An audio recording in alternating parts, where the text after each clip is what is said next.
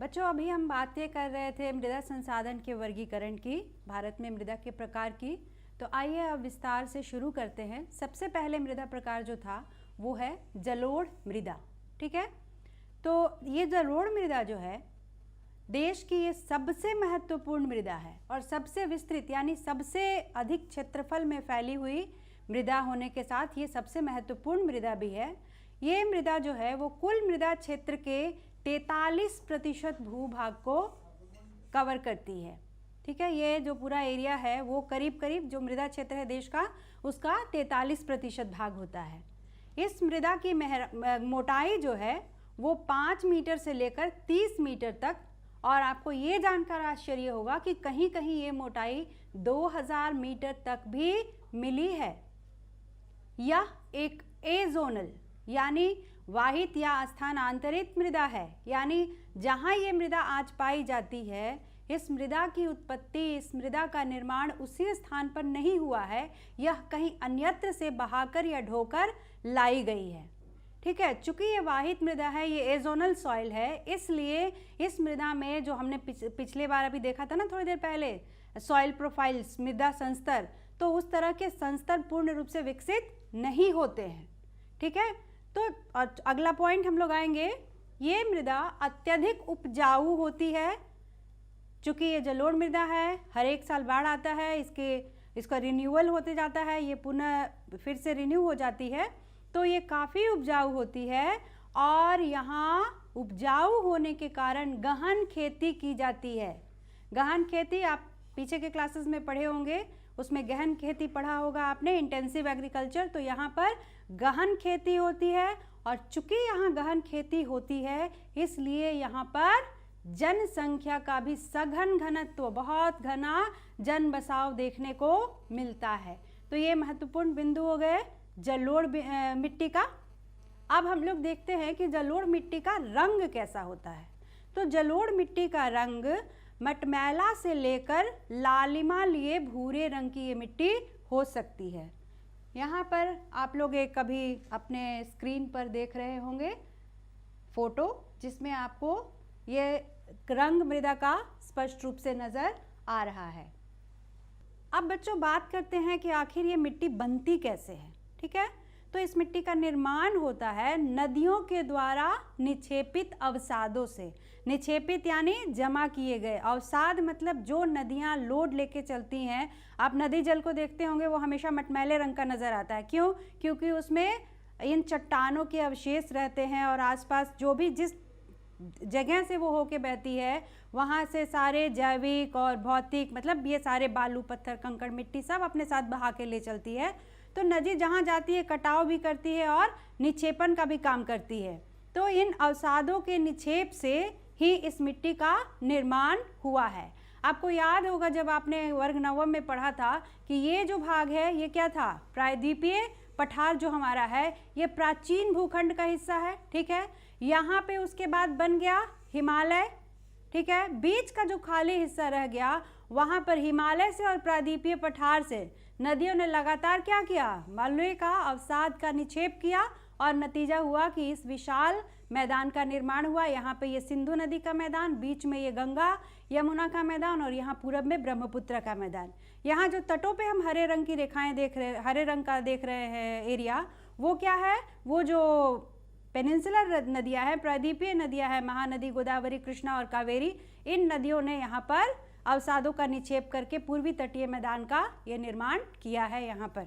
ठीक है, तो समझ गए कि निर्माण कैसे हुआ है, तो नदियों के द्वारा लाए गए निक्षेपों के, अवसादों के जमाव से। ठीक है, अब आइए बात करते हैं कि ये मृदा पाई कहाँ कहाँ जाती है। बच्चों आइए अब हम विस्तार के बारे में बात करते हैं कि आखिर ये मृदा कहाँ कहाँ पाई जाती है। पहले यहाँ समझ लें, पहला जो इसका महत्वपूर्ण क्षेत्र है वो है उत्तर का विशाल मैदान, जिसमें ये कवर करती है पंजाब, उत्तर प्रदेश, बिहार, हरियाणा और पश्चिम बंगाल। दूसरा इसका क्षेत्र बड़ा ही सकरा है लेकिन ये भी महत्व रखता है, ये है राजस्थान और गुजरात, जहाँ पर कि ये एक पट्टी के रूप में, एक बहुत पतली संकरी पट्टी के रूप में पाई जाती है। तीसरा इसका महत्वपूर्ण क्षेत्र है वो है महानदी, गोदावरी, कृष्णा और कावेरी नदियों का डेल्टाई भाग। अब आइए इसे मानचित्र पर समझने का प्रयास करते हैं। ये आप यहाँ देख रहे हैं, ये हो गया हमारा पंजाब, यहाँ हो गया हरियाणा, ये हमारा पूरा का पूरा उत्तर प्रदेश। फिर आते हैं हम, ये देखिए आप यहाँ बिहार। तो पंजाब और हरियाणा में हम जानते हैं क्या है, यहाँ यह सिंधु नदी का मैदान है। यहाँ पर जब हम आगे बढ़ते हैं यूपी और बिहार में, तो ये हो गया आपका गंगा और उसकी सहायक नदियों का मैदान। पश्चिम बंगाल में भी ये गंगा का ही मैदान है। फिर हम और थोड़ा पूरब की तरफ जब बढ़ते हैं, ये असम वाले क्षेत्र में आते हैं, तो बच्चों ये किसका मैदान है? हाँ, बिल्कुल सही कहा आपने, ये ब्रह्मपुत्र नदी का मैदान है। फिर हम इसी के सहारे चलते हैं तटीय मैदानों की तरफ प्रायद्वीपीय भारत में। यहाँ आप देख रहे हैं ये उड़ीसा, यहाँ महानदी, फिर यहाँ गोदावरी, कृष्णा और ये कावेरी, ये सभी नदियाँ और इनका डेल्टाई भाग है जहाँ पर कि जलोढ़ मृदा पाई जाती है। मुझे लगता है आपको ये बात समझ में आ गई होगी। अब चलिए, अब हम वापस चलते हैं, इसके गठन को समझते हैं कि ये मृदा जो है ये किन किन चीज़ों से बनी होती है। तो जलोढ़ मृदा में बच्चों 3 तत्व बड़े ही प्रधान होते हैं। इसको हम समझेंगे ऐसे कि पहला भौतिक और उसके बाद फिर हम लोग समझेंगे रासायनिक। तो भौतिक की जब हम बात करते हैं, भौतिक गठन की, तो इसमें 3 महत्वपूर्ण होते हैं। पहला बालू, दूसरा होता है सिल्ट और तीसरा होता है मृतिका। बालू जिसे हम सैंड, सिल्ट ही कहते हैं इसे अंग्रेजी में भी, और मृतिका को हम कहते हैं क्ले। ठीक है, यहाँ बालू जो है वो सबसे मोटे कण होते हैं, उससे महीन कण जो होते हैं वो सिल्ट का होता है, और इस मिट्टी का सबसे महीन जो कण होता है वो मृतिका या क्ले। अब बात करते हैं कि क्या ये सभी जगह एक समान रहता है? तो नहीं। जब हम नदी के उद्गम से मुहाना की तरफ, बच्चों उद्गम वो स्थान जहाँ से नदी निकलती है और मुहाना वो स्थान जहाँ की नदी समुद्र में या किसी दूसरे नदी में मिल जाती है, या फिर जब हम पश्चिम से मतलब देश के पश्चिमी भाग से पूरब की तरफ बढ़ते हैं, तो ये जो कण होते हैं, यानी क्या मिट्टी के कण, ये बालू, सिल्ट और मृतिका, ये कण जो है वो और भी महीन होते चले जाते हैं।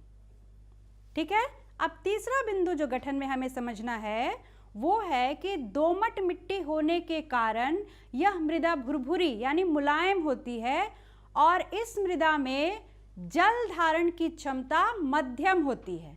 अब आइए जरा समझ लें, दोमट मिट्टी क्या होती है? दोमट मिट्टी उस मिट्टी को कहते हैं जिसमें कि बालू और मृतिका, क्ले का, सैंड और क्ले का बराबर, लगभग बराबर का मिश्रण हो, तो उसके कारण ये मिट्टी भुरभुरी होती है यानी मुलायम होती है। इसीलिए यहाँ पर पेड़ों का, पौधों का, वनस्पति का, फसल का बहुत अच्छा विकास होता है, क्योंकि जड़ें आसानी से फैलती हैं। और जल धारण क्षमता की जब हम बात करते हैं, यानी एक बार सिंचाई करने पर या वर्षण होने पर कितने दिनों तक मिट्टी में नमी बनी रहती है, उसको हम लोग कहते हैं जल धारण क्षमता। तो इस मिट्टी की जल धारण क्षमता, चूंकि इसमें बालू के कण भी होते हैं अधिक बराबर मात्रा में, इसलिए इसकी जल धारण की क्षमता क्या होती है? मध्यम होती है। तो यहाँ हम लोग समझ गए। अब बात करते हैं इसके रासायनिक गठन की, कि रासायनिक रूप से इस मृदा में किन तत्वों की प्रधानता होती है और किन तत्वों की कमी होती है। तो जहाँ प्रधानता की बात आती है बच्चों, इस मिट्टी में पोटाश, फास्फोरस और चूना की प्रधानता होती है।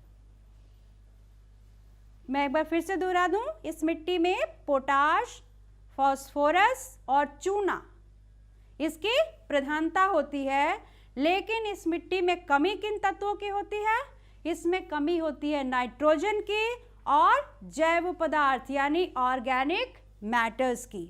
तो अब आप समझ गए कि मिट्टी का गठन, उसका भौतिक हमने पढ़ा और उसका हमने रासायनिक गठन पढ़ा।